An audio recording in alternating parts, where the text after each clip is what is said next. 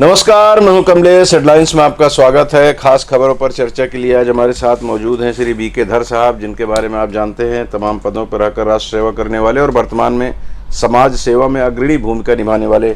आपका स्वागत है सर आप कार्यक्रम में। आइए जल्दी से आपको फ्रंट पेज पर जो खबरें प्रमुखता से छपी हैं उसकी जानकारी दे दें। 15 महीने में क्रूड 31% सस्ता, तेल कंपनियां 31,000 करोड़ के मुनाफे में, पेट्रोल डीजल सस्ते क्यों नहीं, इस हेडिंग से एक अखबार ने पहली खबर लगाई है नई दिल्ली से। चांद पर खड़े लैंडर की पहली फोटो, ये बेंगलुरु से खबर। एएसआई समेत पुलिस वालों पर गांव में घेर कर हमला, 3 घायल 1 गंभीर, ये अंबिकापुर की खबर है। मुंबई में विपक्ष का सबसे बड़ा मंथन, एससी व एसटी वर्ग पर खास फोकस, नई दिल्ली और मुंबई से मिलाकर खबर छापी गई है। कोरोना काल में मौत, डीओ ने अनुकंपा अर्जी रद्द की, हाई कोर्ट ने आदेश पलटा, बिलासपुर की खबर।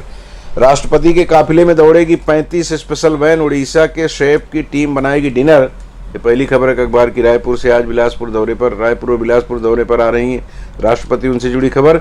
जबलपुर में पकड़े गए सली ने उगले कई राज, छत्तीसगढ़ के आधा दर्जन रडार में, ये जबलपुर रायपुर से खबर है। सबसे सूखा अगस्त, टूटा 122 साल का रिकॉर्ड, मुख्यमंत्री ने कहा छत्तीसगढ़ में मित्रता के अटूट बंधन के लिए भोजली गढ़ने बदने की परंपरा, रायपुर से खबर है।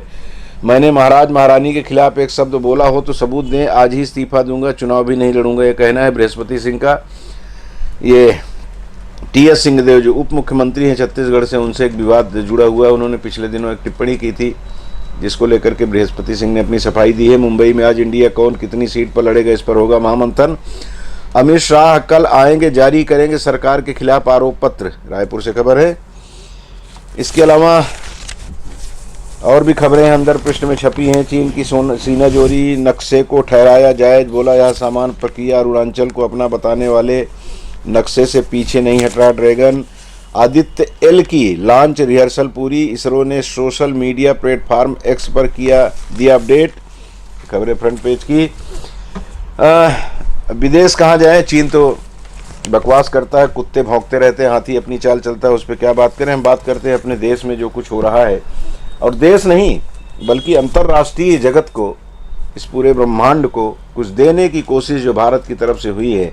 हम लोग अभी भी खुशी से झूम जाते हैं जब हमारा चंद्रयान 3 चांद की गोद में जाके उतरता है और उसके बाद पूरा विश्व झूम पड़ता है भारत वालों के साथ। तो उससे जुड़ी खबरें हैं कि चांद पर खड़े लैंडर की पहले फोटो और जो वहाँ पे वो अध्ययन कर रहा है उससे जुड़ी खबर है। और सबसे बड़ी मसरत की बात यह, खुशी की बात यह है कि हम अगला मिशन जो हमारा है कल 2 सितंबर को शुरू होगा, परसों, और वो सूर्य की परिक्रमा करने जा रहा है। सूर्य के बारे में अध्ययन करने जा रहा है कि सूर्य में क्या है और वो कितना हमारे लिए फायदेमंद हो सकता है।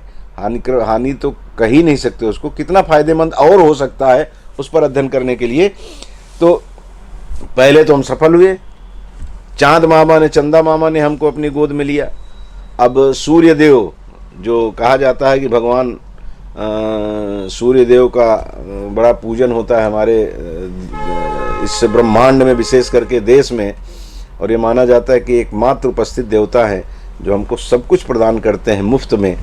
तो वहाँ तक पहुँचने की जो भारत की कोशिश है, क्या कहेंगे सर आप इस पर? देखिए, यह तो मतलब सर्वविदित है कि बहुत ही बड़े गर्व का विषय है, हम लोग बहुत बड़े गर्व का विषय है।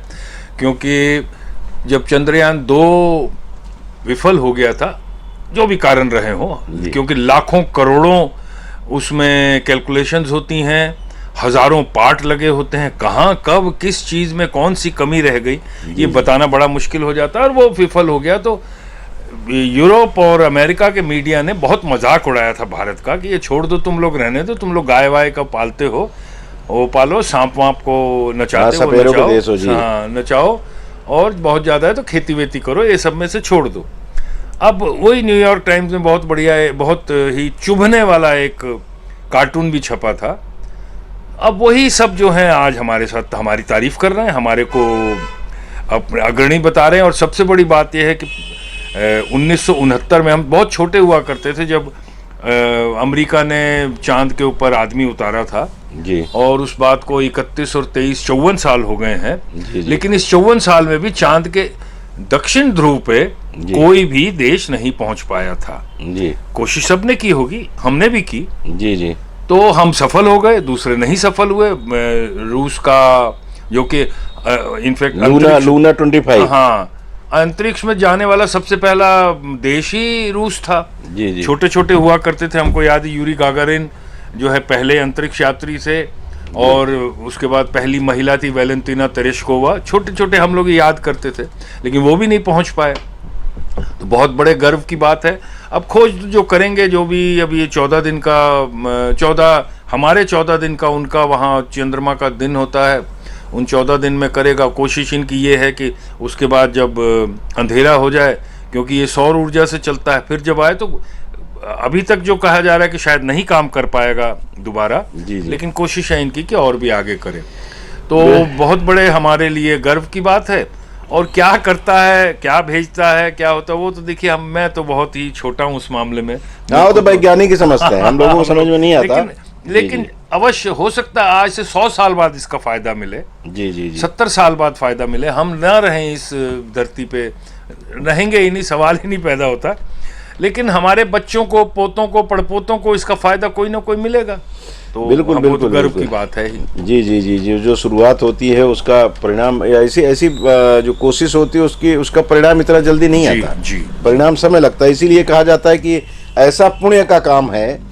तो मुझे बार बार जब ये बात आती है तो याद आता है आज के 30-35 वर्ष पहले एक अखबार में कहीं वो मैं पढ़ा था उसको, कि एक बुजुर्ग व्यक्ति जिसकी अवस्था 90 साल से ऊपर है, एक वृक्ष लगा रहा है। तो उसमें नीचे, अखरोट नहीं, वृक्ष लगा रहा था, फलदार वृक्ष था। तो उसमें नीचे लिखा हुआ था, इससे बड़ा परोपकार कुछ नहीं। अब बस सिर्फ इतना ही लिखा हुआ था, लेकिन उसका मतलब हम आप समझ सकते हैं। उसका मतलब यही था, फल वो नहीं खाएगा, वो नहीं खाएगा, वो आने वाली पीढ़ी के लिए, आने वाली पीढ़ी के लिए ये जो कुछ कर रहे हैं हम, ये आने वाली पीढ़ी के लिए कर रहे हैं, आने वाली दुनिया के लिए कर रहे हैं। पीढ़ी हमारी ही नहीं, भारत की नहीं, बल्कि दुनिया की। चांद पे हमारा एक किसी नेता का बयान भी था उसमें, कांग्रेस के किसी मुस्लिम भाई का, जिसने कहा कि चांद हमारा नहीं है, इस तरह की बातें नहीं करनी चाहिए। तो ये मतलब छोड़ दीजिए, इग्नोर करिए। राजनीति करने वाले यहाँ भी राजनीति करने से बाज नहीं आते। बात को इग्नोर करिए। चांद हमारा है, कौन बोलता नहीं है हमारा? बिल्कुल है, हमारा जी है। जी। और शिव शक्ति पॉइंट बनाया गया है, वो शिव शक्ति पॉइंट भी हमारा ही है, इसीलिए उस पे कमेंट्स किया था उन्होंने। छोड़ दीजिए उसको। तो अब छोटी बातों को ध्यान ही नहीं देना चाहिए। अब उनको तो ये लगता है कि भाई ये एक धर्म विशेष को क्यों कहा गया है? धर्म विशेष को मत कहिए, भारत का है। भारत के लिए शिव शक्ति नाम दिया गया। भारत की शक्ति है, भारत की शान है शिव शक्ति। जी। अब उसमें भी राजनीति करने वाले करेंगे। खैर, वो जो कहा जाता है कि कुत्ते भौंकते रहते हैं, कोई फर्क नहीं पड़ता। जो चीन के बारे में कहा हो, यहाँ भी लागू होता है। अच्छा काम कोई भी करे, कोई भी दल हो, कोई भी पार्टी हो, उससे कोई लेना देना नहीं। अच्छा काम अगर करते हैं तो उसकी तारीफ होनी चाहिए, उसकी मुखालिफत नहीं होना चाहिए, उस पर टिप्पणी नहीं करना चाहिए। इसमें अभी व्हाट्सएप पे एक वीडियो घूम रहा है जी। हमारे मोदी जी का, जी। कि जब चंद्रयान 1 सफल हुआ था तब कांग्रेस की सरकार थी जी। और मोदी जी मुख्यमंत्री थे गुजरात के। और उन्होंने बहुत ही उसकी तारीफ करी, बहुत वैज्ञानिकों को तारीफ करी, इसरो की करी और सबकी तारीफ करी। जी जी। तो वो, लेकिन आज जब ये हुआ है, चंद्रयान 3 सफल हुआ है, किसी भी मुख्यमंत्री की कोई टिप्पणी आई है, किसी भी और दूसरे दल की कोई ऐसी टिप्पणी आई है कि हम सरकार को भी, जो है मोदी सरकार को भी इसमें वो सफल हो गए, बहुत बहुत बधाई देते हैं, शुभकामनाएं नहीं हुआ। तो ये सोच वाली बात है। इसलिए अपना काम हम करते रहें, और जो अगर नहीं हमारी बात को कोई समझ रहा है या हमारी बात को नहीं मान रहा है या उसको सम्मान नहीं दे रहा, तो आगे बढ़ें, उसको छोड़ दें, कोई सोचना भी नहीं उसके। बिल्कुल बिल्कुल। अच्छा काम जो भी पार्टी के लोग करते हैं, जो भी राजनेता करता है, इस भाव से नहीं करता कि मेरी तारीफ हो, बल्कि इस भाव से करता है कि राष्ट्र हित में होना चाहिए। और किया गया, पहले भी किया गया है। जवाहरलाल नेहरू जी से लेकर के नरेंद्र मोदी जी के बीच में जितने भी प्रधानमंत्री हुए, सबने कुछ न कुछ ऐसा काम किया जो विस्मरणीय है। मतलब उसको आदमी विस्मृत नहीं कर सकता। अब राजनीति है, अपने हिसाब से चलेगी। 15 महीने में क्रूड 31% सस्ता, तेल कंपनियां 31,000 करोड़ के मुनाफे में। पेट्रोल डीजल सस्ते क्यों नहीं? रसोई गैस के दाम घटे, लेकिन 21 मई 2022 से पेट्रोल डीजल की कीमतें जस की तस। सवाल तो उठता है, लेकिन ये भी सवाल मन में आता है कि आखिर जो इतने खर्चे होते हैं केंद्र सरकार करती है, पहले मनमोहन सिंह जी अपनी जेब से नहीं करते थे, अपने खानदान से नहीं करते थे, तो नरेंद्र मोदी अपने खानदान से लाके करेंगे। तो जो खर्चे हो रहे हैं आखिर वो हमारे आपका तो जाता है खर्च। स्वाभाविक है कि जब पेट्रोल भरवाने जाते हैं बोलते हैं भैया 2000 का डाल दो, और 2000 में भी 2 दिन में 3 दिन में पेट्रोल ख़त्म हो जाता है, तो तकलीफ होती है कि यार आज के 4 साल पहले हमको कितना सस्ता पेट्रोल मिलता था, आज महंगा हो गया। कष्ट होता है, जेब से पैसा निकलता है तो। लेकिन दूसरा पक्ष ये भी होता है कि हमको इस पर भी विचार करने की ज़रूरत है कि जब विश्व में खड़े होने के लिए अभी उत्कुता रहे, एकदम तड़प रहे कि 5वीं अर्थव्यवस्था बने, तीसरी कैसे बने, तो इन सब चीज़ों में थोड़ी बहुत तो कुर्बानी करना पड़ेगा। नहीं, वो भी अपनी जगह बात ठीक है। और दूसरी बात सबसे बड़ी ये है कमलेश जी, जो हम लोगों में से अधिकतर उसको, वो तो है तो इसलिए है वाली बात होगी, इंफ्रास्ट्रक्चर इतना तेजी से बन रहा है, इतनी तेजी से बढ़ रहा है, और विश्व स्तरीय इंफ्रास्ट्रक्चर बढ़ रहा है, उसमें पैसा लगता है जी। आज आप देखें ना, सड़कें जो सड़कें आज हाँ भारत में बन गई हैं, क्या आज से इवन मोदी जी के आने के बाद भी सोच सकता था कोई कि ये इतनी अच्छी सड़कें बनेंगी भारत की? रेलवे इंफ्रास्ट्रक्चर, रेलवे स्ट्रक्चर जो है वो बढ़ रहा है, हवाई जहाज के हवाई अड्डे बढ़ रहे हैं, एम्स बढ़ रहे हैं, मेडिकल कॉलेजेस बढ़ रहे हैं, कॉलेजेस बन रहे हैं नए नए। तो ये सब जो है ये क्या बगैर पैसे के तो होते नहीं हैं। तो करे हाँ, लेकिन फिर भी है कि अगर 31,000 के मुनाफे में आ गए हैं तो, लेकिन मेरे को ऐसा आभास हो रहा है कि शायद जैसे अभी ये इसका सस्ता किया है रसोई गैस को, और तो पेट्रोल डीजल भी मेरे को लग रहा है अगले इस महीने, मतलब अगले महीने के अंदर अंदर पेट्रोल डीजल भी सस्ता होगा, पक्की बात है। लेकिन सर एक सवाल उठता है कि जब चुनाव आता है तो उस समय आप रेट को रोक देते हैं, रेट बढ़ने नहीं देते, या रेट को घटा देते हैं, फिर चुनाव के बाद बढ़ना। तो सीधी सी बात है कि आप चुनावी रणनीति के तहत रेट कम कर रहे हो रसोई गैस का, या आरोप अगर बीजेपी विपक्ष लगा रहा है सही लगा रहा है। मैं इसको दूसरी तरफ लेता हूँ जी। ये जो पेट्रोल डीजल है ये अभी भी जीएसटी में नहीं है, ये वैट में है। क्यों जी? कोई एग्री नहीं कर रहा, क्योंकि सब स्टेट गवर्नमेंट्स को बहुत बड़ी कमाई जो है क्रूड से, इससे होती है, पेट्रोल डीजल से होती है, ठीक है ना। क्यों नहीं स्टेट गवर्नमेंट्स भी कम करती? कोई कम नहीं करता है। सिर्फ जब भी हुआ है सेंटर में कम, बहुत कम जगह हुआ है। और दूसरी आपने चुनाव वाली बात करी, जब पिछले 4 साल से हम लोग लगभग कोरबा वाले खास तौर से लगभग बिना सड़क के जी रहे थे कि नहीं जी रहे थे। अभी पिछले 6 से 8 महीने में कटघोरा साइड से, पाली साइड से, इधर दूसरी साइड से, सब जगह अभी भी नहीं बनी है, और शहर की सड़कें भी पिछले 6-8 महीने में बनी, क्योंकि चुनाव का समय है। तो ये तो सब पार्टियां करती हैं, इसमें तो कोई शक की बात नहीं है।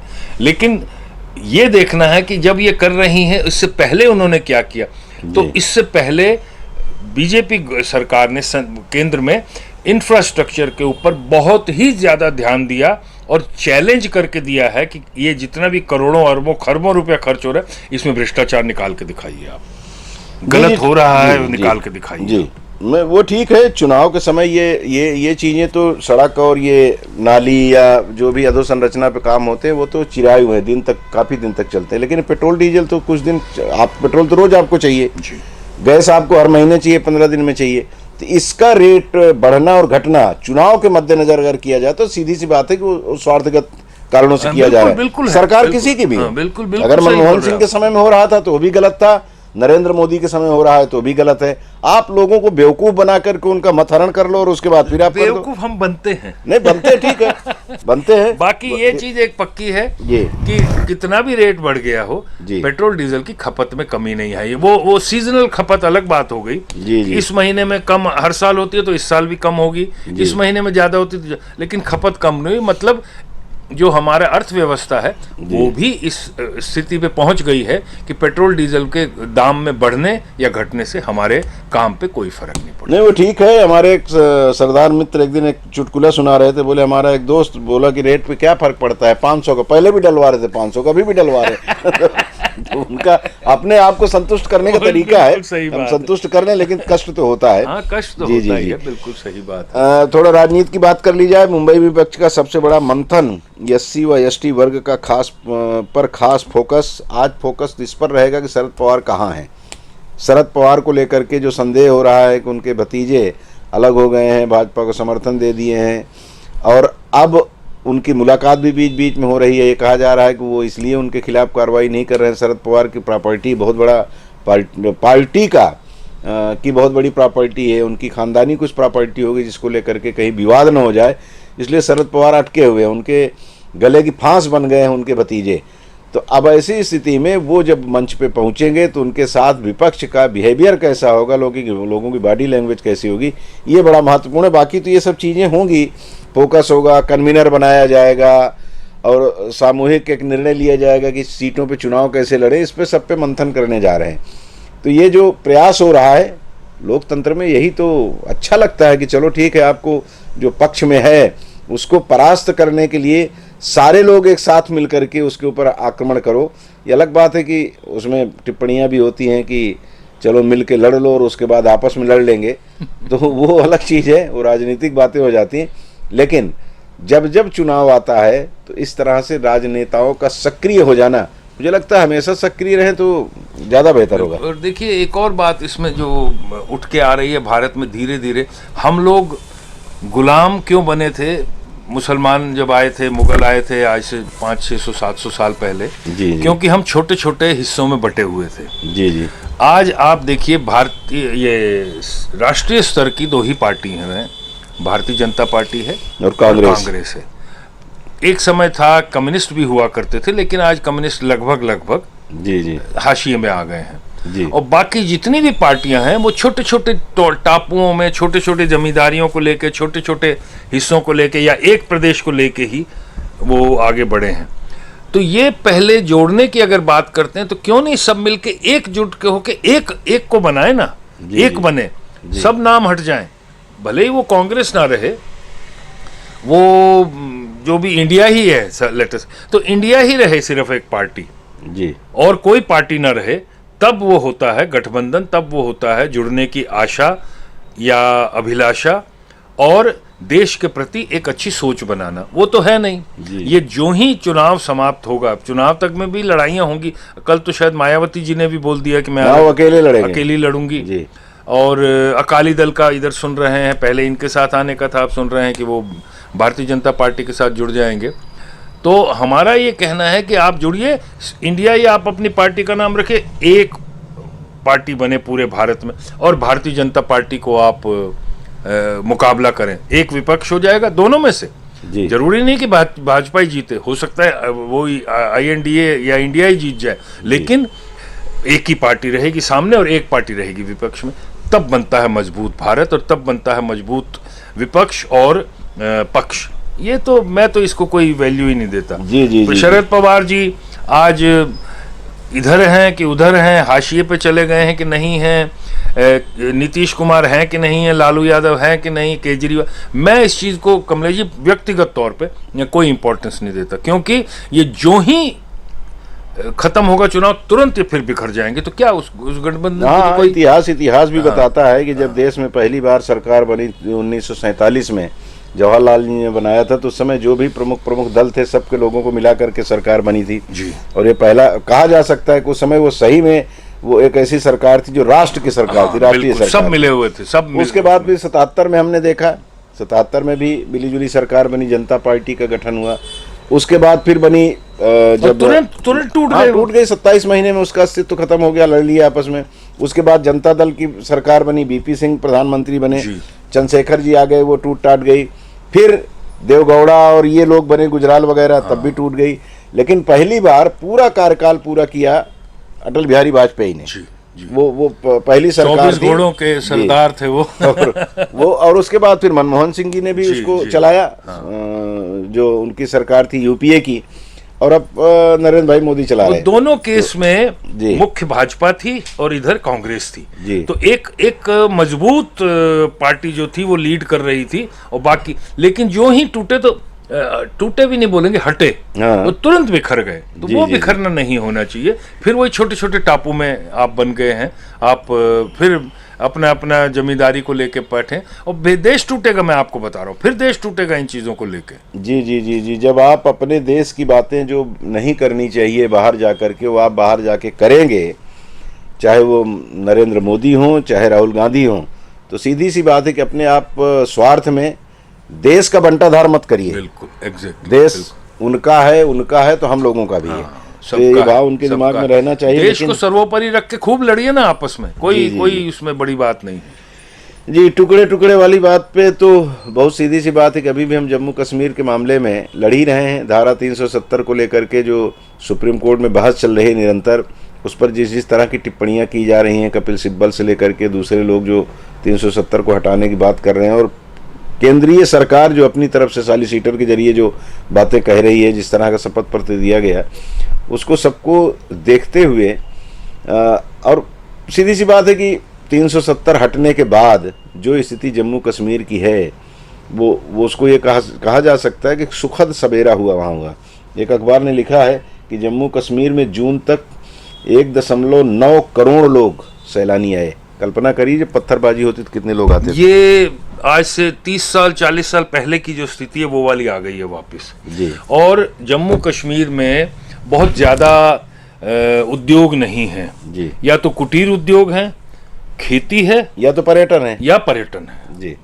तो और मरे हुए थे जम्मू कश्मीर। जम्मू वालों को तब भी वैष्णो देवी जी की जिंदा रखी थी वो बहुत सारा उनको मिल रहा था, लेकिन कश्मीर और लद्दाख में कुछ नहीं था। आज मैं भी अभी पिछले साल लद्दाख गया था, मैं भरा, मतलब लद्दाख में टैक्सी नहीं मिल रही थी, होटल में जगह नहीं मिल रही थी, इतनी भयंकर वहाँ पे टूरिज्म चल रहा था और सब खुश थे, सबके चेहरे जो हैं वो खिले हुए थे। कश्मीर में 1.5 करोड़ 2 करोड़ अगर सैलानी गए और एवरेज अगर 5,000 रुपया भी खर्च किया तो आप देखिए 10-15-20 हज़ार करोड़ रुपया पहुंच गया कश्मीर में जी। और वो साधारण आदमी को, ये वाला पैसा जो तो मैं पिछली बार भी बोला था, ये साधारण आदमी को मिलता है जी। सरकार को बहुत कम इसमें से रेवेन्यू मिलता है, लेकिन और साधारण आदमी के पास जब पैसा आएगा तो सरकार को भी घूम घुमा के तो वहीं जाता है, कहीं ना कहीं वो मिलेगा। लेकिन साधारण आदमी को पैसा मिल रहा है तो क्यों नहीं लोग उसको सपोर्ट करेंगे। और जो उसके विरोध करने शर्मनाक बयान दिए गए हैं अदालतों में और या बाहर में, और वो सब जो हैं गौण हैं, उनको कोई नहीं पूछ रहा वहाँ पे। कल को क्या होगा मैं नहीं जानता, मैं आपको स्पष्ट बता दूं, क्योंकि स्थिति बहुत सारे, पाकिस्तान, अमेरिका, चीन, यूरोप, ये सब चाह रहे हैं कि टूट जाए कश्मीर, फिर कश्मीर में उद्वेलना हो, कश्मीर में फिर एजिटेशन, वही पुरानी वाली हालत हो जिससे भारत कमजोर हो। वो नहीं चाह रहे कमजोर हो और यहाँ शस्त्र बेचने का उनको अवसर मिले, जो शस्त्र के कारोबारी। लेकिन उसके बावजूद आज वहाँ साधारण कश्मीरी बहुत प्रसन्न है, साधारण कश्मीरी जी बहुत प्रसन्न है जी। और ये जो हमारे देश के वकील लोग हैं, इनको भगवान सद्बुद्धि दे इनको इतनी तो अकल आ जाए कि आप अपने राष्ट्र का नुकसान करने बैठे हैं। वो भाजपा का नुकसान नहीं करेंगे। आप ये कहना कि वो तो उनका एजेंडा था, वो तो चुनावी एजेंडा है और वो चाहते थे कि यहाँ पे ऐसा हो, इसलिए 370 हटा दिए, कानून नहीं है तो हमारा संविधान अलाउ नहीं करता, उस पर चर्चा नहीं। ये सब तमाम बातें कौन कर रहा है? कपिल सिब्बल सरीखा जी, जिसको इस देश ने एक वरिष्ठ अधिवक्ता के रूप में जिसको ख्याति दी, और सांसद भी रहा है, कांग्रेस का सांसद रहा है। तो पार्टी पता नहीं मंत्री थे कि नहीं थे, मेरे को नहीं पता। मंत्री भी थे, मंत्री भी थे, और ये अभी सपा से सांसद हैं। अच्छा। तो ये राज्यसभा में इस तरह के लोगों को ये विचार करना चाहिए कि राष्ट्र पहले है कि आपकी वकालत। बिल्कुल, अगर राष्ट्र पहले आपकी नज़र में है तो इस तरह की भाषा आपको, अब भाई कई बार बोलते हैं ना लोग, वकीलों से बात होती है तो बोलते हैं कि भाई हमको तो ये अधिकार है कि जिन लोगों को, सामने वालों को अधिकार संविधान में मिला हुआ है कि अपनी दलील दें कोर्ट में और वकील उनकी तरफ से खड़े हों, तो ये अधिकार उनका और ये अधिकार हमारा है, दोनों का अधिकार है। तो ये अधिकार की बात करने वाले जब किसी वकील के ऊपर आक्रमण हो जाता है तो सबके सब तय कर लेते हैं कि उसमें जो आरोपी उसके साथ कोई वकील नहीं खड़ा होगा। तब अधिकार कहाँ गया? तब अधिकार नहीं आता। जब निर्भया कांड हुआ था तो उस समय भी दिल्ली में यही हो गया था कि एक भी वकील इनकी तरफ से खड़ा नहीं होगा। ऐसे बहुत सारे दृश्य हम लोग देखते हैं। छत्तीसगढ़ में भी कई बार ऐसी घटना घटी है कि वकीलों ने तय कर लिया कि भाई हम इस मामले में हम नैतिक समर्थन देते हैं, प्रार्थी पक्ष को, आरोपी का हम साथ नहीं देंगे। तो यहाँ भी आप वो कर सकते थे, लेकिन यहाँ तो दूसरी बातें होने लगती हैं। नहीं, ये तो है ही नहीं। देखिए, मैं आपको एक बात और बता देता हूँ जी। आम आदमी जो है जी, वो बहुत ही तकलीफ में था, खास तौर से कश्मीर में और काफी हद तक लद्दाख में जी। इतने 90 नहीं, आप 85 से मानिए 85 से तो जुनून उठा था जी जी। और 90 तक आते आते वो चरम पे पहुंच गया और सब हिंदुओं को भागना पड़ा, सिखों को भागना पड़ा। जैन और सिख ईसाई तो बहुत कम थे कश्मीर में, इसलिए वो गौण है। और ये कम से कम 10 से 15 साल तक इतनी बुरी हालत 20 साल तक रही कि वहां पे भूखों मर रहे थे और जितने पैसे वाले थे सब छोड़ छोड़ के कश्मीर आ गए थे। आज वो साधारण आदमी अपने घर में प्रसन्न है। बहुत सारे कश्मीरी हिंदू भी वापस जा रहे हैं, बहुत सारे सिख भी वापस जा रहे हैं। मतलब स्थिति जो है वो सामान्य होती जा रही है और सामान्य स्थिति में ही उद्योग पनपता है, अर्थव्यवस्था पनपती है, लोग पनपते हैं, पढ़ाई सब चीज़ पनपती हैं। साधारण अगर स्थिति रहे, लड़ाई वाली रहेगी तो नहीं होता, और वो नहीं हो रहा था। जी जी। इसलिए ये लोग, मैं तो इन लोगों को बहुत इंपॉर्टेंस नहीं देता जी। और लेकिन हैं तो सामने तो आ रहे हैं ना, इसमें तो कोई शक की बात नहीं है। हाँ, उनके भाव जो है वो सामने आने से खुद बेनकाब हो रहे हैं। हाँ बिल्कुल। और वो राष्ट्र अगर उनके लिए पहला नहीं है तो फिर भगवान ही जाने उनके लिए क्या पहला है। टिप्पणी साधारण आदमी की या लोगों की बताइए जो इनके जो 370 के विरुद्ध बोल रहे हैं उनके सपोर्ट में आई हो कहीं से। आप तो मीडिया में आप ज्यादा जानते होंगे, हमको तो कहीं नहीं दिखी कोई। बिल्कुल नहीं, हर आदमी उसको तारीफ करता है, बल्कि कांग्रेस के नेता ऑफ द रिकॉर्ड बोलते हैं कि नहीं ठीक हुआ है, हम नहीं कर पाए, इन्होंने कर दिया। बिल्कुल। लेकिन अब क्या कहा जाए, राजनीति का एक अलग चरित्र होता है, वो सामने कुछ होता है, पीछे कुछ होता है, इस तरह की चीजें तो होती हैं। जबलपुर में पकड़े गए 82 लाख के नक्सली ने गोले कई रात छत्तीसगढ़ के आधा दर्जन रडार में DKSJC सदस्य बलदेव के साथ पकड़ाया चाउर गांव सरपंच का पति। रायपुर से खबर है। अब ये चूंकि अब चुनाव आ रहा है, सरकार ने भी अपनी तरफ से कड़ाई बरती है। हम छत्तीसगढ़ की बात करें, मध्य प्रदेश में तो खैर मंडला और कुछ इलाके में ही उनका प्रकोप है। महाराष्ट्र में भी जो हमसे लगे हुए इलाके हैं वहाँ थोड़ा बहुत नक्सली मूवमेंट है, लेकिन छत्तीसगढ़ में अभी पिछले कुछ दिनों से नक्सलियों को मारना, नक्सलियों को आत्मसमर्पण के लिए विवश करना, ये प्रदेश की सरकार के ये कह सकते हैं कि इनका थोड़ा सा इस मामले में कठोरता जो है, क्योंकि सरकार अगर कठोर नहीं होगी तो फिर प्रशासन में बैठे हुए लोग भी ठंडे हो जाते हैं। तो सरकार जब कठोर है तो स्वाभाविक है पुलिस प्रशासन ने टाइट कर रखा है, उनकी सारी गतिविधियों पर नज़र रखे हुए। तो ये माना जाए कि चुनाव तक इनको कोई बड़ी घटना नहीं करने देंगे। ये संकेत है कि पकड़े गए हैं जो लोग उनसे। दुख की सबसे बड़ी दुख की इसमें बात ये है जी कि ये नक्सली जो घूमते हैं वहां पे और एक साधारण आदमी गांव वाला जो घूमता है, दोनों की ना शक्ल में कोई फर्क है, कुछ नहीं, ना पहनावे में फर्क है जी, और ना ही बोलचाल में फर्क है, ना ही रहन सहन में फर्क है। तो पुलिस के लिए बहुत ही मुश्किल हो जाता है कि वो किसको नक्सली माने और किसको ना माने। तो उसमें क्या होता है, तनाव बढ़ता है, कुछ लोगों के ऊपर जुल्म भी हो जाता है, तो पुलिस को हाथ खींचना पड़ता है। लेकिन यहाँ पे जो मेरे को अलग अलग सोर्सेज से पता चल रहा है, लोग अब त्रस्त हो गए वहाँ पे। बिल्कुल बिल्कुल।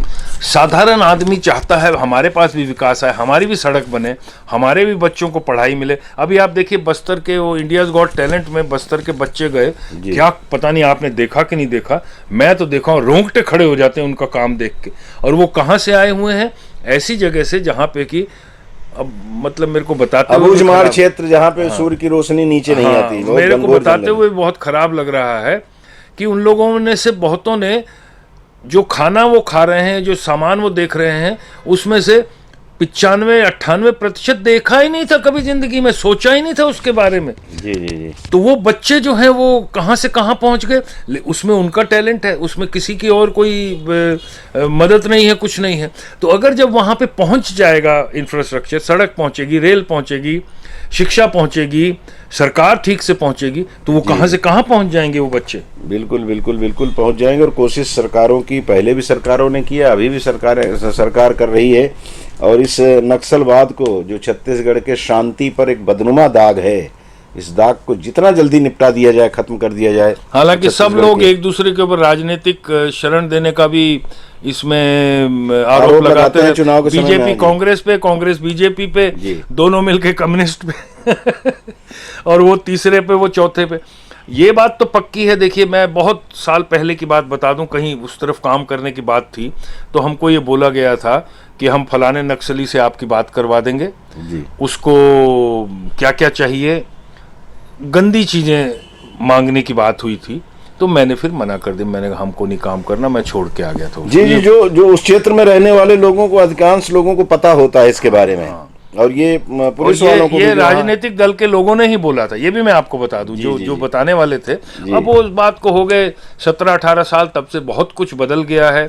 वो सब लोग भी समझ गए हैं, लोग साधारण लोग समझ गए, वो सबसे बड़ी बात है। नहीं तो जंगल में रहने वाले इस तथा कथित नक्सली, या ये कह लें कि इन डकैतों के पास पैसे कहाँ से आते हैं? हजारों हजार करोड़ रुपए जी प्रतिवर्ष इनके पास जो आते हैं, जिससे वो तनख्वाह देते हैं अपने यहाँ कार्यकर्ताओं को, वो पैसे देने वाले तो आखिर हम ही लोग हैं ना। उनके बच्चे विदेशों में पढ़ते हैं, अस्पतालों में इलाज वाले होता है। लोग, वहाँ जो ठेकेदार काम करने वाले लोग हैं, वहाँ जो सरकारी मुलाजिम, यही लोग तो पैसे देते हैं। बिल्कुल बिल्कुल। और वो उसी पैसे से, तो सीधी सी बात है कि जो पैसे ले रहा है वैसा तो नहीं कि मुंह में नकाब डाल के आएगा और आप किसी को पकड़ा देंगे पैसा, वो तो जानते हैं ना आप उसको, तो ये तो पता है सबको, सबको पता है। बिल्कुल। अब ये अलग बात है कि वो रास्ता ना पता हो कि कहाँ से कहाँ तक पहुँचना है, लेकिन वो लोगों को जानते हैं कि जो आ रहा है, हमारे पास आने वाला है, जो फोन करके आ रहा है, मोबाइल करके आ रहा है, मैसेज करके आ रहा है, वो इतने बजे आएगा, यहाँ मिलेगा, पैसा लेके जाएगा, तो उसको पकड़वाया जा सकता है। और उसके बदले क्या काम करेगा, ये भी पक्का है, पता है उनको। लेकिन सब हो रहा है, चल रहा है। नहीं देखिए, उतनी अब आ रही हिम्मत, ऐसा नहीं है कमलेश जी, हिम्मत आ रही है लोगों में, और जब तक साधारण लोग नहीं उठेंगे तब तक ये खत्म नहीं हो सकता। और वो उठ रहे हैं, मर भी रहे हैं। अभी देखिए, एक बेचारे को बुरी तरह, सरपंच था कोई, उसको मेरे को नाम नहीं, मंगल था शायद उसका नाम जी, उसको मारपीट के बुरी तरह गला वाला जन अदालत लगती है, और उसके बाद उसको दिल्ली रेफर किया। उसके बाद कोई खबर नहीं आई क्या उसकी तबीयत है कैसी, सिर्फ इसलिए कि वो उसको मुखबिर बता रहे थे। जी जी, वो तो उनका तरीका ही है, लोगों में खौफ पैदा करना। वो जैसे वो कुछ ISI या क्या ISIS, वो लोग अपने जब उनको विरोधी को मारते हैं तो काटते हुए, खून निकलते हुए, मांस, तो ये सब चीजें बीभत्स रूप इसलिए प्रस्तुत करते हैं कि देख करके डरे। वैसे नक्सली वही करते हैं, नक्सली वही करते हैं, लोगों के बीच में लोगों को बुलाना, जिनके ऊपर उनको संदेह होता है कि पुलिस का मुखबिर है, हमारा विरोधी है, तो उसको वहीं पे मारना या उसको वहीं पे गोली मार देना, उसकी नाक कान काट लेना, ये सारी चीजें इसीलिए करते हैं दूसरा आदमी पूरी भीड़ के सामने। जी जी, दूसरा आदमी ऐसी हरकत न करे। अब थोड़ा सा और राजनीति की बात कर ले अपने प्रदेश की। मैंने महाराज महारानी के खिलाफ एक शब्द बोला हो तो सबूत दें, आज ही इस्तीफा दूंगा, चुनाव नहीं लड़ूंगा, बृहस्पति सिंह ने बात कही। आप लोगों को याद होगा, बृहस्पति सिंह आज के लगभग 1.5 वर्ष पहले, 2 वर्ष पहले, जब 2.5 वर्ष का मामला चल रहा था भूपेश बघेल और सिंहदेव के बीच में, तो उस समय वो खुल करके इनकी खिलाफत कर रहे थे। वो बात अब चुनाव आ गया है, तो पिछले दिनों सिंहदेव ने कह दिया, अभी 2 दिन पहले ही, कि एक जगह को छोड़ करके बाकी सारी सीटों के लिए मैं संघर्ष करूंगा। उस सीट का कोई मैं उसके बारे में कुछ नहीं कह सकता। सीधी सी बात, नाराजगी उनकी, तो उसी पे बृहस्पति सिंह ने अपनी बात कही है। एक राजनीति से जुड़ी खबर ये है। दूसरी राजनीति से जुड़ी खबर यह है कि अमित शाह जो देश के गृह मंत्री है, और ये कहा जाता है कि भारतीय जनता पार्टी के चाणक्य है, तो वो चाणक्य अभी पिछले 1 महीने से शायद तीसरी बार वो यहाँ पहुँच रहे हैं रायपुर, और ये कहा जा रहा है कि सरकार के खिलाफ आरोप पत्र जारी करेंगे। अब इसी खबर के बीच में तीसरी खबर को भी जोड़ लूँ। राखी कल और आज दोनों दिन मनाई गई। कल रात को 9:01 से कहा गया कि भद्रा समाप्त हुआ है, तो आज सवेरे 7 बजे तक उसका समय था। हम लोग भी सवेरे सवेरे स्नान करके जल्दी से, भाई ठीक है उसके पहले करवा लो, है भद्रा में नहीं कराया जाता। उसी से जुड़ी खबर है कि सरोज पांडे जी आप जान रहे हैं, राज्यसभा सांसद हैं, भारतीय जनता पार्टी के राष्ट्रीय उपाध्यक्ष हैं। उन्होंने मुख्यमंत्री भूपेश बघेल को राखी भेजी और इन्होंने उनको गिफ्ट भेज दिया। अब राजनीति इसको भी कहा जाए कि अभी प्रदीप बैजल जो क्या है, ऐसे कुछ नाम है ना उनका, मिंज, जो प्रदेश कांग्रेस कमेटी के अध्यक्ष हैं, बैज, तो उनके बारे में इन्होंने कह दिया कि तो बच्चे हैं, वो जो टिप्पणी करते हैं वो भी बच्चे हैं। तो वो उस पे इन्होंने कहा कि भाई वो बच्चे नहीं हैं, उनकी शादी हो गई, उनके 2-3 बच्चे हैं, और इनकी तो शादी ही नहीं हुई है। तो अपनी बहन को, अपनी कथित बहन को उन्होंने कहा उनकी शादी नहीं हुई, और अब आज ये खबर आ रही कि उन्होंने एक दूसरे को गिफ्ट दिया। तो राजनीति का ये भी एक बिल्कुल नहीं, देखिए ये तो, इसमें तो मैं छत्तीसगढ़ी परंपरा को ज्यादा आगे रखूंगा जी। छत्तीसगढ़ में जो सबसे पहली बड़ी चीज है प्रेम प्यार जी। तो वो सरोज पांडे कितना भी लड़ ले, लेकिन भाई मानती है उनको, तो राखी भेजी। अब भूपेश बघेल के अगेंस्ट कितना भी बोल ले सरोज पांडे, उन्होंने भी उनको एक, भैया मेरी बहन ने राखी भेजी है, ये बहन तेरे को इसके बदले में लुगरा भेज दिया। जो भी कुछ छत्तीसगढ़ में, होगा भेजा होगा। साड़ी को लुगरा ही कहा जाता है। लिगरा में। जी, तो वो तो छत्तीसगढ़ी परंपरा है, उसमें तो आनंद लेना चाहिए उसका। जी जी जी और जहां तक वो बृहस्पति सिंह जी की बात आपने करी, जी वो देखिए मेरे को लगता है यहाँ व्यक्तिगत दुश्मनी ज्यादा है जी जी और दूसरी कोई चीज नहीं जी। है। कहीं ना कहीं दोनों का मतलब आपस में लगी हुई है। किस कारण से है ये बाहर नहीं निकल के आ रही, क्योंकि बृहस्पति सिंह जी जो है पिछले 1-1.5-2 साल पहले भयंकर एक्टिव थे और भयंकर ही स्टेटमेंट्स देते थे, मारपीट वगैरह भी हुई थी, बहुत जी, कुछ जी, हुआ था। लेकिन अभी जो है वो शांत पड़े हुए हैं। तो मेरे को लग रहा है उनको लग रहा है 2 सांड के बीच में तुम्हें फंस गया। भूपेश बघेल और जय वीरू बन गए, मुख्यमंत्री उप मुख्यमंत्री टिकट ही ना कट जाए मेरा कोई कहीं। भरोसा नहीं। हाँ। टिकट कट जाएगी तो निपटा, अगर टिकट मिल भी गई तो अगर वो सिंहदेव जी खिलाफत करेंगे तो आज भी उनकी छवि वहां पे हाँ, तो एक राजा की chances और बड़े अच्छे व्यक्ति की है। चांसेस बहुत कम बन जाते हैं उनके जीतने के। जी। तो इसलिए हो सकता है अभी वो सब शांत होके कर रहे हो। हाँ। और एक और खबर है, वो शायद आपने मिस कर दी, कल राष्ट्रपति जी आ रही हैं जी छत्तीसगढ़, तो उनका आज स्वागत- आज ही आज आ रही हैं। आज है, अच्छा जी। अच्छा। तो उनका स्वागत है, उनका बहुत बहुत नमस्कार उनको। और आई हमारे यहाँ आएंगी पहुंच रही हैं। कितने आज है कि कल है? जी जी जी मेरे ख्याल से कल है। 11:15 ये शायद गुरुवार को आज ही आ रही हैं। आज ही हैं। आज ही आ रही हैं। जी जी तो उनका बहुत बहुत स्वागत है। जी तो वो भी एक बात बोलनी थी मेरे को। जी जी। और इसमें जो लिखा हुआ ना, उड़ीसा के शेफ की टीम बनाएगी डिनर। राज्यपाल हमारे प्रदेश के उड़ीसा से जुड़े हुए हैं, ये भी उड़ीसा की हैं और उड़ीसा हमारा पड़ोसी राज्य भी है। कई जगह तो अभी कल मैं खबर पढ़ रहा था, हमारे यहाँ खबर लगी है, सराईपाली बसना तो बिल्कुल लगा हुआ है उससे, उड़ीसा से जुड़ा हुआ। उड़ीसा के भारतीय जनता पार्टी के विधायक छत्तीसगढ़ में सारी एक सीट के लिए वो प्रचार कर रहे हैं और लोगों को ये बोल रहे हैं कि भाई देखो अब कैसी वहाँ पे छत्तीसगढ़ी बोली जाती होगी, उड़िया बोली जाती होगी, आप अगर उधर जाएंगे तो आनंद आएगा। दोनों मिक्स है।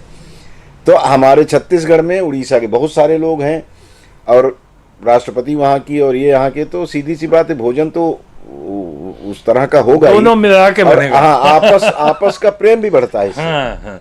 और जहाँ तक मेरा जान पहचान है, मैं थोड़ा सा उड़ीसा में भी रहा हूँ 3-4 साल, तो मेरे को बहुत ही सादी महिला है जी जी मुर्मू जी, बहुत ही सादी महिला हैं जी। बहुत ज्यादा वो फन्ने खाई वाला या फूं फूं वाला नहीं है, बिल्कुल भी एकदम सादी। हाँ, लेकिन राष्ट्रपति का प्रोटोकॉल है। हाँ, वो उसके अलग हिसाब से बात, तो वो जी, तो जी। अलग, वो तो प्रोटोकॉल पूरा होना चाहिए, क्योंकि ये प्रोटोकॉल, इसमें राजनीतिक प्रोटोकॉल नहीं आता है कहीं जी भी। जी जी इसमें फिक्स है, ये होगा तो होगा। और मेरे को तो, मैं तो बहुत मतलब मेरे को बहुत पसंद हैं हमारी राष्ट्रपति जी, अपनी सादगी के कारण। बाकी राजनीतिक वगैरह जो है, जो वो करते हैं, वो सब वो अपनी जगह पे बहुत साधारण परिवार की हाँ। महिला और देश के उच्च शिखर पर अगर पहुंचती है तो सीधी सी बात है, मजदूर कोई मजदूर तपस्या है। साधारण मजदूर। जी जी उनकी तपस्या है ये। जी। चलिए अब थोड़ा हम राखी की बात तो कर रहे थे, वो भैया बहनी की बात तो कर लिए, लेकिन एक खबर बड़ी अच्छी है कि आज भी लोग, अब चूंकि राखी कल भी मनाई गई, आज भी मनाई गई, और राखी के दूसरे दिन भुजली त्यौहार होता है। और भुजली छत्तीसगढ़ में बहुत इसकी मान्यता है। मुख्यमंत्री जी ने भी इसको लेकर के एक बात कही है कि मित्रता बदना बोलते हैं, मित्रता को जिस दिन हम मन से धारण कर लेते हैं कि आज हमारे आपके बीच में मित्रता हो गई, और उसको ज्ञा बदते हैं, ज्ञा बोला जाता है। और अपने भाई के साथ आदमी दगाबाजी कर देगा, लेकिन ज्ञा के साथ नहीं करता है। ये एक भाव है। और भुजली के दिन वो किया जाता है। आज भुजली विसर्जन होगा। कोरबा में भी कई जगह कार्यक्रम है, तुलसीनगर में एक कार्यक्रम है, 500-700 लोग वहाँ इकट्ठा हो रहे हैं। वैसे पंप हाउस में कार्यक्रम है, आपका सीतामढ़ी में है, बालको में, कई जगह भुजली विसर्जन का कार्यक्रम है। और सभी समाज के लोग एकत्रित होकर के भुजली विसर्जन में अपनी भूमिका निभाते हैं। और बहुत जो पवित्रता से है, बहुत जी, बड़ी मान्यता है, बिल्कुल बहुत पवित्रता से किया जाता है। जी जी जी जी। और ये परंपराएं हैं जिसपे हमको नाज होता है, हमको गर्व होता है। इसका परिहास में आप इसको, कई लोग तो बोलता रही ये बेवकूफ़ी है, पता नहीं कब से लोगों ने चालू कर दिया, अभी भी हम उसको ढोए पड़े हैं। इस तरह की बात करने वाले कि ये बेवकूफ़ी है, मैं बोलता हूँ कि दुनिया के तुमसे बड़े बेवकूफ़ आदमी नहीं मिलेंगे जो इस तरह की भाषा बोल रहे हो, अरे ये परंपराएं कहीं न कहीं हमें आपको एक दूसरे से जोड़ने के लिए और शुरू की गई। पर्यावरण के लिए वो क्या डाला, भोजली जी, जी। क्या है, भोजली तो हरियाली है, हरियाली है वो। जी, जी, जी। उसको मिट्टी को, अच्छी मिट्टी को और वो हरियाली को विसर्जित किया कई जाता चीजें है। उसमें मिक्स हैं। आप सिर्फ ये मत देखिए कि उसको सिर पे लेकर के महिलाएं चल रही हैं, उसके पीछे एक भाव नहीं अनेकों भाव हैं।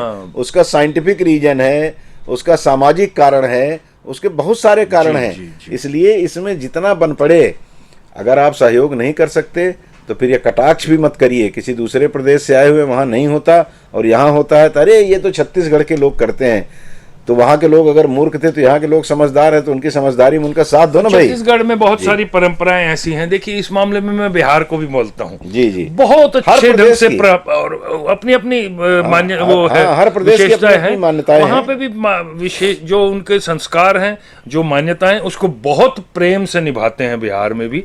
और ये भी पड़ोसी देश, पड़ोसी सब प्रदेश जगह तो है होता है, हमारा, सब जगह। झारखंड में, उड़ीसा में है। जी जी जी, जम्मू कश्मीर से लेकर के आप भारत के किसी भी कोने में हर जगह की अपनी एक परंपरा है। उस परंपरा का निर्वहन वहाँ के लोग करते हैं। और जब हम उस परंपरा में के अनुगामी बनने की कोशिश करते हैं या जाते हैं, उनके नज़दीक पहुँचते हैं, तो पता लगता है कि यही दूसरे रूप में कहीं और मनाया जाता है, लेकिन उसका समय और थोड़ा सा तरीका बदल जाता है। चीजें वही हैं, पूरे भारत में इसी तरह की चीजें आपको मिलेंगी। सब पर्यावरण से संबंधित है। सारी परंपराएं हमारी पर्यावरण, ठीक है, कुछ बिगड़ गई हैं, कुछ अपभ्रंश हो गया है, कुछ बदल गया है, लेकिन सारी हमारी परंपराएं पर्यावरण से संबंधित है, प्रकृति से संबंधित है। जी जी, सब कुछ प्रकृति से जुड़ा हुआ है। प्रकृति मतलब सब कुछ, मतलब उसमें कुछ बचते नहीं, सब कुछ प्रकृति में है। अब आप उसको चाहे विज्ञान से जोड़ लो, समाज से जोड़ लो, जिससे भी मन हो आपका, आप जिस दृष्टि से देखना देख लीजिए, वो प्रकृति से ही जुड़ा हुआ है। और प्रकृति से तो ये भी जुड़ा हुआ है, हम पूजा पाठ भी करते हैं, चाहे हम इबादत करते हो, चाहे प्रार्थना करते हो, सब कुछ प्रकृति से जुड़ा हुआ है। राजस्थान का बिश्नोई समाज है जी, पेड़ के लिए और हिरन के लिए जान दे देते हैं वो लोग। बिल्कुल, वो बहुत सारे मामले वही बिश्नोई समाज है। सलमान को उठा के जेल तक भिजवा दिया। जान देते हैं वो लोग। जी जी। और मैं तो देखिए, एक मैंने देखा पराकाष्ठा, एक महिला जो है एक हिरन के बच्चे को अपना दूध पिला रही है। जी जी जी, इससे आगे क्या होगा? हाँ, वो अपना पुत्र मान रही है उसको। बिल्कुल। जी जी, संतान मान रही है अपना। और वही बात है ना कि हम अगर नहीं समझने की कोशिश करते तो फिर तो जानबूझ करके ना समझ बने हुए हैं। अगर समझने की कोशिश करेंगे तो हमको सब कुछ प्रकृति में ही मिलेगा। वो सब कुछ आप ये अलग विषय है, कभी इस पे मन होगा, कुछ अच्छे लोग मिलेंगे तो उनसे और अपनी जिज्ञासा बढ़ाएंगे, अपनी जिज्ञासा प्रकट करेंगे और ज्ञान बढ़ाएंगे। सब कुछ है, मैं ऐसा मानता हूँ, सब कुछ है। और जब हम ईश्वर के सामने बैठ करके आराधना करने बैठते हैं ना, तो उस समय भी प्रकृति की ही पूजा करते हैं। जैसे आप हनुमान जी की पूजा करवा रहे हैं, 25वां सप्ताह कब देखते देखते गुजर गया, आपसे जो चर्चा हो रही थी, ये कोरबा में एक वातावरण ऐसा है, शनिवार मंगलवार को हनुमान चालीसा का पाठ और कई जगह सुंदरकांड का पाठ होता है। महिलाएं समूह में निकलती हैं, वो एक जगह तय होता है, वहाँ जा कर के पाठ करेंगी और उसके बाद फिर वो वहाँ भोज होता है। कई जगह जैसे आप लोग कर रहे हैं, जहाँ हम बैठे हुए इसी के पीछे एक गार्डन है, गार्डन में बड़ी संख्या में लोग इकट्ठा होते हैं, सुंदरकांड का पाठ करते हैं या हनुमान चालीसा का पाठ करते हैं और फिर प्रसाद ग्रहण करते हैं। तो वो तो एक पक्ष हो गया धार्मिक कि हमने ईश्वर की आराधना की, लेकिन दूसरा भी एक महत्वपूर्ण पक्ष है कि 100, 150, 200 लोग वहाँ इकट्ठा होते हैं, वो स्वस्थ हैं, ईश्वर ने उनको ठीक ठाक रखा है, या कहीं कोई गड़बड़ी है तो एक दूसरे से अपने विचारों का आदान प्रदान भी, सेहत का भी आदान प्रदान कर लेते हैं। तो इससे एक नहीं अनेकों लाभ होते हैं, अच्छा वातावरण बनता है। जी, बिल्कुल बिल्कुल ठीक बोल रहे हैं। और मेरा तो थोड़ा वहाँ उद्देश्य ये भी है कि बच्चों को इसमें आगे बढ़ाया जाए, क्योंकि संस्कार जो है बच्चों से ही आगे बढ़ने चाहिए, बढ़ते हैं। हमारे माता पिता ने हमको दिए, तो हमारा भी ये उद्देश्य होना चाहिए कि हम बच्चों को आगे बढ़ाएं। तो वही हमारा उद्देश्य है, वहाँ पे बच्चों को आगे बढ़ा के सारे काम, वहाँ पे चटाई बिछाना, हनुमान चालीसा जी की पुस्तक का वितरण करना जी, आरती करना, प्रसाद बांटना, फिर चटाई उठा के वापस रखना, ये सब काम बच्चे करते हैं। जी जी, इसमें बड़ों कोई बड़ों को नहीं इन्वॉल्व किया जाता, और अपने आप करते हैं बच्चे। जी जी, ये स्वाभाविक है, वो देखेंगे और ये सब कर रहे हैं तो उनके मन में भी एक भाव प्रकट होता है, उनको भी लगता है कि नहीं हमें भी करना चाहिए। तो धीरे धीरे बीज जो है वो फिर पल्लवित होते होते फिर वो वृक्ष का रूप धारण कर लेता है, विचारों का रूप धारण कर लेता है। तो वो होता ही यही है। हम लोग भी बाल्यकाल में जो सुने थे,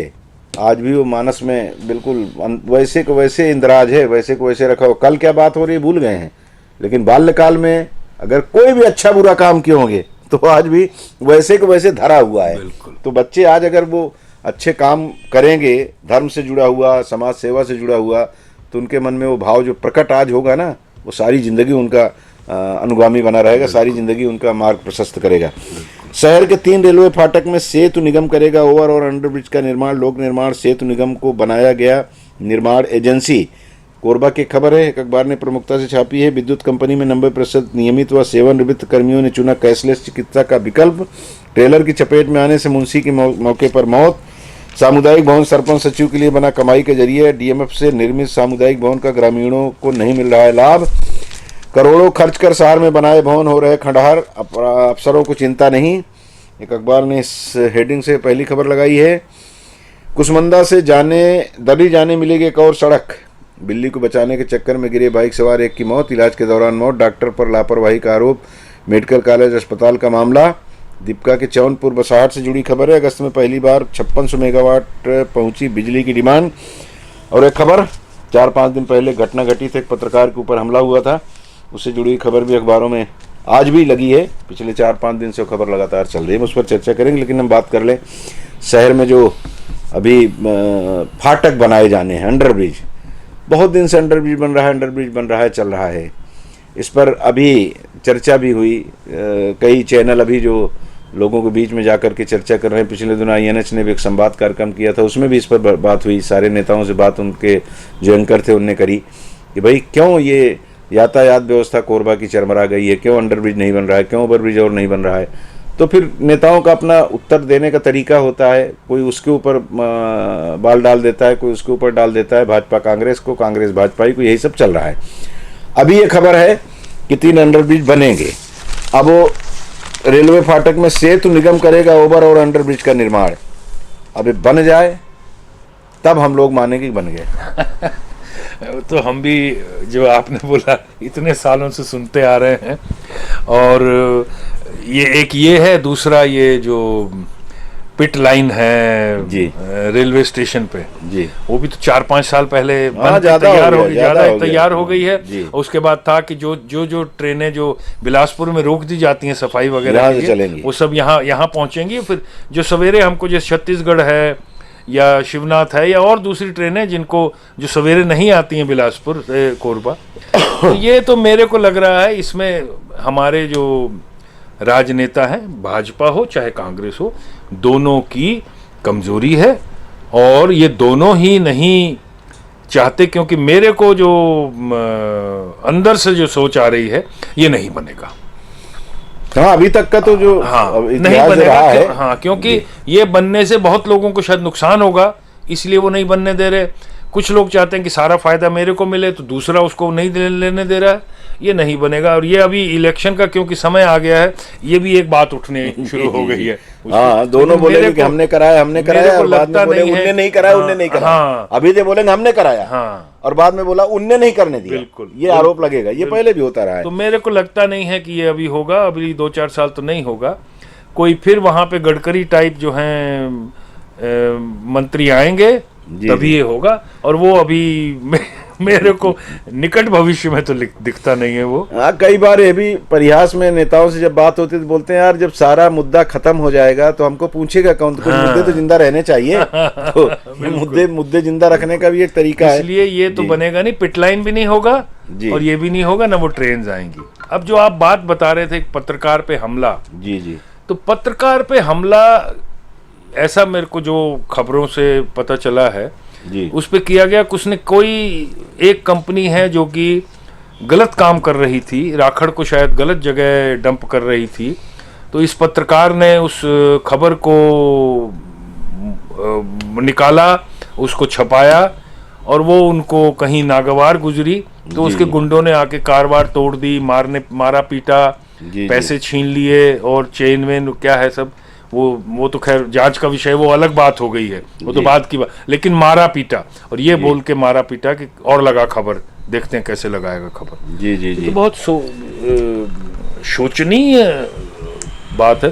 कोरबा में मेरे को लगता नहीं है कमलेश जी इस तरह से कोई बहुत ज्यादा पत्रकारों पे अटैक वगैरह ज्यादा हुए हैं क्या? मेरे नहीं नहीं नहीं, इस तरह की घटनाएं एकाध बार हुई हैं, लेकिन इतनी बड़ी घटना कभी नहीं हुई है। और हम लोग उसका विरोध भी करते रहे जब भी इस तरह की घटना हुई है, और इस बार भी प्रेस जगत के लोग विरोध कर रहे हैं उसका। अब कुछ लोग तो सब जगह होते हैं, हर परिवार में कुछ न कुछ ऐसे लोग होते हैं जिनको आनंद आता है किसी के साथ कोई घटना घटती है, और वो जो इस बात को भूल जाते हैं कि अगर हम भस्मासुर पैदा करेंगे तो कल हमारे सिर पे हाथ में रखेगा। हाँ, जब उसको कोई नहीं मिलेगा तो हमारी तरफ तो आएगा वो।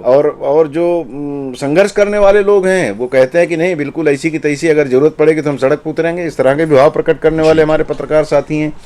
समाज से बहुत सारे लोगों का व्यक्तिगत तौर पे हमें भी फोन आया कि भाई आप लोग अगर कोई विरोध करते हैं तो उस विरोध में हम लोग तन मन धन से आपके साथ हैं। इस तरह की बातें करने वाले लोग हैं।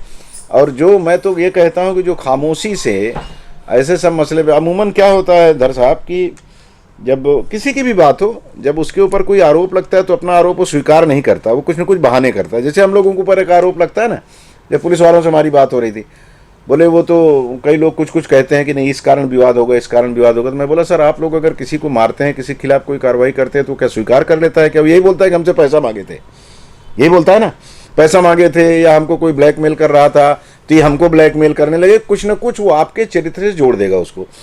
तो वैसे ही हमारी बिरादरी के बारे में भी है, अगर हम किसी के खिलाफ समाचार छापते हैं कि भाई वो आदमी, उसने इतनी बड़ी गड़बड़ी की है, प्रमाण रहते हुए भी ये कह दिया जाता है कि नहीं नहीं नहीं वो तो झूठ बोल रहा है, उसने तो हमसे विज्ञापन मांगा था, उसने तो हमसे पैसे मांगा था, तो हमें जब हमने मना कर दिया तो उसने छाप दिया, उसने ऐसे छाप दिया। ये आरोप लगता ही है। अच्छा, करते ही ये एक ऐसी चीज है जी कि ये है भी, इसमें भी कोई शक की हाँ, बात बिल्कुल नहीं, है, बिल्कुल है, बिल्कुल और है। नहीं भी है, बहुत सारे आप हैं जैसे, नहीं नहीं हमको नहीं डर नहीं है किसी का, हमको चाहिए भी नहीं कुछ जी। लेकिन वो साइड की बात हो गई। आपने पैसा मांगा या नहीं मांगा वो एक साइड की, वो खबर सही है कि नहीं वो सबसे ज्यादा महत्वपूर्ण चीज है कि वो खबर सही है। क्या वो राख सही जगह गलत जगह डाल रहे हैं जिससे लोगों को तकलीफ हो रही है? अगर ये छपी है खबर तो वो तो, अगर मैंने पैसा मांगा तो आप मेरा मुंह बंद कर दोगे, आपका मुंह कौन बंद करेगा?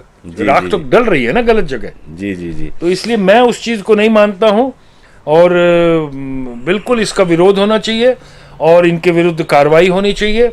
और ये सब मेरे को पक्का लगता है कि ये बाहरी लोग होंगे, कोरबा के तो नहीं होंगे ये। बिल्कुल बिल्कुल बाहरी लोग हैं, वो तो पता लग गया है, चिन्हित हो गए हैं, पुलिस उनको पता कर ली है और उनके खिलाफ कार्रवाई, डकैती का मुकदमा दर्ज हो गया है। और मैं तो ये भी कहता हूं कि ये हम लोग कलम तो चलाते हैं, कलम हमारा बहुत बड़ा अस्त्र है, यही अस्त्र है, बहुत बड़ा नहीं, यही अस्त्र ही है हमारा। लेकिन कभी कभी ये होता है कि इस अस्त्र को हम रख देते हैं ऐसे, और फिर बोलते हैं आज आप दो दो हाथ कर ले। क्योंकि कानून की भाषा हम लोगों को बोलते हैं कि संविधान हमारे यहाँ है, कानून व्यवस्था बनाए रखने की हम सबकी जिम्मेदारी है। देश में, प्रदेश में, अपने गांव में, अपने शहर में अराजकता फैलाने वालों को प्रश्रय न मिले, ये तो हम लोग सबसे कहते हैं, कोशिश भी वही होती है। लेकिन कभी कभी ये भी हो जाता है ना कि भगवान कृष्ण ने भी कहा था कि अगर मनुरस मनु में दे, हे प्रभु आप मनु हैं और मुझ में भी अन्याय के विरुद्ध लड़ने का साहस पैदा करिए। तो अन्याय के विरुद्ध साहस, तो इस अन्याय के विरुद्ध तो हम कलम उठाते हैं। लेकिन अगर नहीं मानता कोई आदमी, और मैं ये भी कहता हूं कि अगर लोग ऐसे लोग सुन रहे हैं तो मैं उनसे कहता हूं कि पत्रकारों के ऊपर आक्रमण करने वालों, अगर आपने अपनी माँ का दूध पिया है तो सामने खड़े होकर के बात करो। चाहे आपको बातचीत करनी हो, चाहे मारपीट करनी हो, जो भी करना हो, सामने खड़े होकर के। कोई यहाँ भीरू नहीं है, दम है तो उस तरह से आके बात करो। और फिर ये भी एक बात ये भी आती है, मैं वो बात चली गई तो मैं वो कह दूं, एक रामधारी सिंह दिनकर ने 2 लाइनें लिखी हैं, वो हम आपको सबको ध्यान में रखने की जरूरत है। अक्सर इसका उल्लेख होता है, आपने भी कई बार सुना होगा। समर शेष है नहीं पाप का भागी केवल व्याध, समर शेष है नहीं पाप का भागी केवल व्याध, जो तटस्थ है समय लिखेगा उनके भी अपराध। यानी हम अगर किसी घटना को देख करके, गलत हो रहा है उसको देख करके भी अपने व्यक्तिगत कारणों से अगर उस पर प्रतिक्रिया व्यक्त नहीं करते तो ये मान के चलिए कि वही बात कि कल आपकी बारी है। बिल्कुल, आप भस्मासुर समाज में मत पैदा करिए, आप भस्मासुर देश में पैदा मत खड़े होइए, सामने खड़े होइए। क्योंकि हम लोग तो अब ये कह लीजिए कि अब रिटायर हो गए, उम्र बढ़ गई, लेकिन हम अपनी पीढ़ी को क्या दे के जाएंगे? कोरबा वालों, छत्तीसगढ़ वालों, ये देख करके चलिए कि जो नासूर, आज जो फोड़ा देख करके आप उसको इग्नोर कर रहे हो ना, कल को ये नासूर बनेगा, कैंसर बन जाएगा और पूरे शरीर को सड़ा देगा। कोशिश करिए कि प्रतिकार करने वालों का साथ दीजिए और जो लोग गलत कर रहे हैं उनका गिरेबान जरूरत पड़े तो पकड़ करके सड़क पे लेके आने में अपनी भूमिका निभाइए, नहीं तो ये कहने वाले भी बहुत कम मिलेंगे आपको। दोनों चीज़ें हम लोग कहा करते हैं, कलम बड़ी ताकत है और नहीं पड़ती जरूरत तो ये अगर काम ना करे तो पकड़ के काले उसको सड़क पर लाइए और पुलिस के हवाले करिए। वो जो हो सकता है गैर कानूनी काम हो जाए उसमें, अगर गलत को ठीक करने के लिए कहीं थोड़ा सा हमें आक्रामक भी होना पड़े तो हमें होना चाहिए। अगर हमारा बेटा भी गलत है तो उसका भी प्रतिकार हो, उसको भी सबक सिखाया जाना चाहिए। और आपका बेटा अगर गलत कर रहा है तो आपको भी उसको सबक सिखाना चाहिए, पुलिस के हवाले करना चाहिए। मेरी तो ऐसी मान्यता है। चलिए, आज चूंकि राखी है थोड़ा सा कठोर हो जाते हैं, पत्रकारों से जुड़ा हुआ मामला होता है और फिर हम लोगों से व्यक्तिगत तौर पे हमसे भी जुड़ा मामला, इसलिए और थोड़ा मन में आक्रोश होता है। कहने में कोई गुरेज नहीं है कि जब अपने ऊपर आती है ना बात तो आदमी थोड़ा ज़्यादा पीड़ित हो जाता है। बाकी तो दुनिया भर की बातें होती हैं। आज सवेरे से 7 बजे तक लोगों ने राखी बांधी। अभी भी हमारे कई साथी ऐसे हैं, कई बेटियां ऐसी हैं, बहनें ऐसी हैं जो ऑफिस में हमारे साथ काम करती हैं। आज वो बोली कि सर आज हम थोड़ा सा लेट आएंगे, राखी वाखी बांधेंगे। तो हमारे यहाँ कोरबा में आज राखी ज़्यादा लोग बांध रहे हैं। तो मैं सभी बहनों को, सभी भाइयों को बहुत बहुत शुभकामनाएं प्रेषित करता हूं ग्रैंड की तरफ से। और धर साहब क्या कहेंगे आप? बिल्कुल, बस वही है कि मुहूर्त तो ठीक है, अपनी जगह है, लेकिन अगर नहीं मुहूर्त में भी हो पाया तो राखी मत बांधना मत छोड़िए। हाँ। राखी जरूर बांधिए। आपका प्रेम जो है मुहूर्त का अगर कोई नेगेटिव इफेक्ट होगा भी उसको खत्म कर देगा। हाँ, वैसे भी पंडित जी लोग बताए हैं कि अगर आप मुहूर्त के बाद भी बांधते हैं तो राखी को ले जाके पहले प्रभु के चरणों में समर्पित करिए। बस तो वो दोष मुक्त हो जाएगी और उसके बाद आप फिर उसको कृष्ण जी को बांध दीजिए धागा जी, तो वो जो भी उसमें गड़बड़ होगी वो सब ठीक हो जाएगी। जी जी जी, यही तो सनातन की खूबी है, यही तो हमारी विशेषता है। जी जी। अल्टरनेट सबका है, विकल्प सबका है। बस वो विकल्प तो सबसे बड़ी बात है कि मन आपका शुद्ध हो। श्रद्धा प्रेम रखिए, जी। सबसे बड़ी बात है श्रद्धा प्रेम रखिए। जी। और एक बात और जो देखता हूँ कि कई लोग आज भी वृक्षों को राखी बांधते हैं। मैं भी उनमें शामिल था। मेरे यहाँ काम का पेड़ था, दुर्भाग्य से वो नहीं है, मैं उसको जाके बांटता था। अब नहीं है इसलिए नहीं बांध पाया। वृक्षों के प्रति जो आपने कहा ना, पर्यावरण से जुड़ा हुआ सारा मामला, पर्यावरण के प्रति हमको जागरूक रहना होगा। ये सब उसके प्रमाण हैं। रक्षा बांधने का वृक्ष को भी या गुरु शिष्य को, पहले ब्राह्मण भी बांधते थे अपने उनको। ये रक्षाबंधन सिर्फ भाई बहन का ही त्योहार नहीं है, बल्कि प्रकृति के साथ एकाकार हो जाने का त्योहार है ये। आप उनको प्रतीक के रूप में आप राखी बांधते हैं ना वृक्षों को। वृक्ष आपके लिए क्या है आप अच्छी तरह से जानते हैं। तो हमको सबको एक साथ मिलकर के प्रकृति की रक्षा के लिए हमारे बुजुर्गों ने, हमारे माता पिता ने जो एक रिवायत दी है, एक परंपरा दी है, उसका निर्वहन हम सबको करना चाहिए। एक बार फिर से आप सबको राखी की बहुत बहुत शुभकामनाएं। और ये के साथ विराम कार्यक्रम को बहुत बहुत शुक्रिया आपको कार्यक्रम देखने का, और बहुत बहुत धन्यवाद सर आप ऐसा समय निकाले। बहुत बहुत शुक्रिया।